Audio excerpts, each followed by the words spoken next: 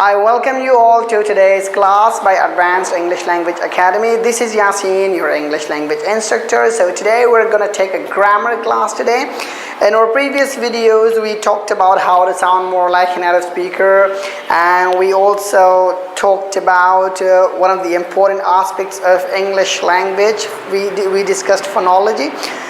So we got good feedback from our viewers. In this class, we will teach you, or not teach, we'll just guide you about the parts of sentence, because there are some misconceptions about a sentence, about the parts of sentence. Particularly in Pakistani and Indian English, there are some problems.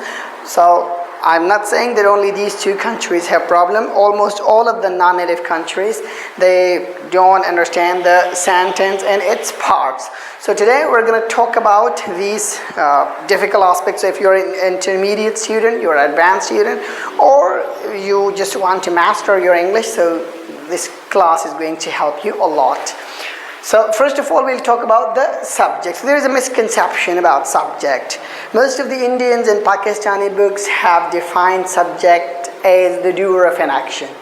They say that the doer of an action is called a subject. Now, remember one thing, that subject is not the doer of an action. Subject is the part of a sentence, about the part of a clause or a sentence about which something is stated. If you look at this example, books are good friends. So here, books are not performing any action. Books are not the doer of any action, are they? So if someone says that subject is the doer of an action, so I'm sorry, it's a wrong definition. Subject is not the doer of an action. Subject is the part of a clause or a sentence about which something is said. You just see, our good friends has been said about books. So if you look at our good friends, it's something that's been said about books. So books is the subject.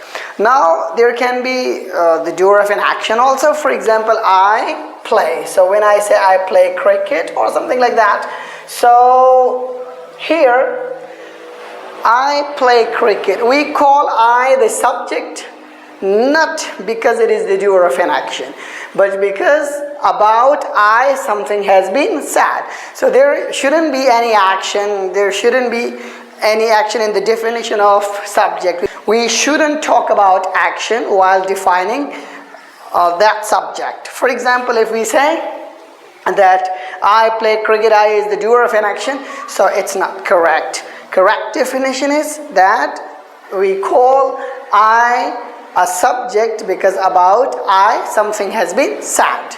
Now let's talk about object. Object is the receiver of the action. For example, most of the times object answers what. For example, I ate what? What did you eat? I ate a chicken. I ate rice. I read. What did you read? So I read books. I'm writing. What are you writing? So I am writing a letter. So a letter, books, and all of the words that receive the action are called objects. For example, I ate. So I ate what? Rice. So rice is the object. Why? Because it receives the action. Ate is the action and the receiver is rice. So rice is an object in this sentence. Now let's talk about complement. So we'll have to compare object and complement. Remember, object answers verb. For example, I play what? I play cricket. So object gives information about verb, while complement gives information about subject. For example, if you say, see, she is a teacher. If you look at this example, she is a teacher. So a teacher is giving information about noun or pronoun. So complement gives information about noun or pronoun, while object answers or gives information about verb. For example, I ate rice. So rice answers eat, which is a verb, okay? And she is a teacher. So teacher gives information about noun or pronoun, okay? So if you want to watch the video about sentence and phrase, so please stay tuned. We are going to upload another video about sentence and phrase. So there's going to be a part 2 of this video. Thanks a lot. Keep watching. Wish you all the best.